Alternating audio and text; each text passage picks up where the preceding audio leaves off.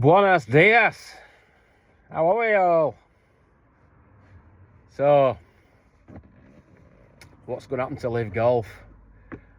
The latest development is the event in New Orleans is getting postponed. Just waiting for that to be confirmed.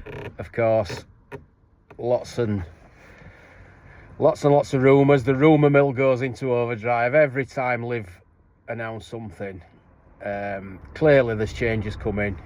Scott O'Neill's pretty much said so. Going to be different next year. I think there's going to be less events. I think any events that are weak in terms of revenue are just going to get sacked off. I can see them sacking off a lot of the US events. They're just fighting a wave of hostility as far as the US audience goes. They're obviously incredibly proud of the PGA Tour. And obviously there's that mindset in America, isn't there, where, any sport that's played in America, it's irrelevant what happens outside of America as far as they're concerned. You look at basketball, baseball, football as they call it. Of course, it's not really football, is it? But it's rugby for girls. But anyway, that's another thing. So it looks like LIV are facing some tough times. Now, let's get on to Ryan French. He's the guy that broke the story about LIV getting the funding cut by the PIF. And he's taken a lot of stick for it. But I have noticed this last few days he's kind of taking a bit of, not glee out of it, but he's riding the wave a little bit on social media as like these developments about New Orleans came about, and he's sort of like, there's a little bit of smugness there. Well, Ryan didn't release the information. It were already out there. A guy called Ben Clayton Golf is the first person that I saw posting the information. That was 36 hours before Ryan broke it. Now that brings me on to perhaps a more important point, and that is who is pushing this information out, because somebody obviously is. I asked Ryan if he'd seen this post from Ben Clayton Golf, and there were a subsequent discussion on Golf Monthly, on the Golf Monthly forum. As I say, 36 hours before Ryan took it to the Takesman Spaces, where he kind of sort of, that's kind of where it blew up from. And he said there's no knowledge of this guy, no knowledge of the discussion that took place on Golf Monthly. So somebody somewhere has pushed out the information that LIV have had the funding cut. And they want to remain anonymous, it would seem. So that's interesting.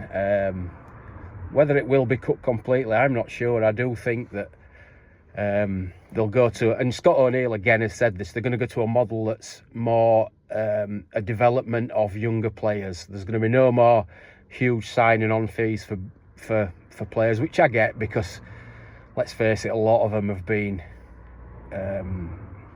disappointing in terms of the way they've played on LIV, and it's not their fault, but the impact just hasn't been there, has it? They've paid a lot of money to some players, and the impact just hasn't equated to the amount of money that they were given. One or two exceptions, I think, but generally giving a golfer a few $100 million to sign on LIV, in hindsight, well, they had to do it, didn't they, to get them there? So it's just the way it is. So Scott O'Neill sort of said we're going to start developing younger players.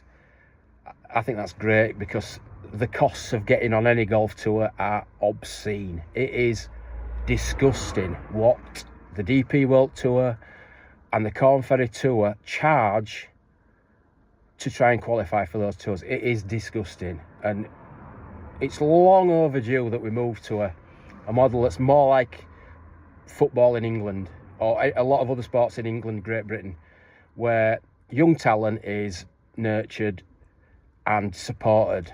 And obviously young talent is to a degree at club level. I know my lad plays golf and has done as a junior for a long time. Local clubs do everything they can, but the opportunity to develop those better players is you know, it's there, but it's really, really, it's thin compared to the value of an elite pro golfer. The support network is really bad to get those players to fulfill their potential. And of course, you need quite a lot of money to be able to do it. I know a young lad who's a great golfer, and he's in the Yorkshire setup, and his dad's got a little bit of money. I wouldn't say he's loaded, but he can afford to support him. But you know, there are other parents that have got kids that have got just as much promise and just as much talent, and they just cannot get them. They cannot give them the support that they need to progress through the existing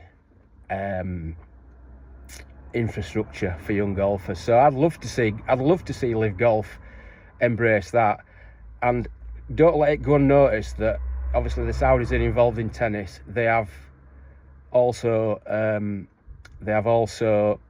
committed to supporting young tennis players through the ATP. So that's obviously something that is in their thinking. I know Scott O'Neill said it. I think there's more to it than just what Scott O'Neill has said. So we'll see. I might be completely wrong, but I think the PIF, the business model for LIV, the funding that they'll need might still be there, but not in the format that we've seen. So yeah. So anything else worth mentioning? I don't think so. It was just that was the thing really. The one with you know, who's pushing the information out there. Somebody wants that information out. Could be somebody from the PIF, or it could be somebody that's doing it maliciously. I don't know. But anyway, get in the comments if you've got anything worth saying, and if you haven't, say it anyway. Adios.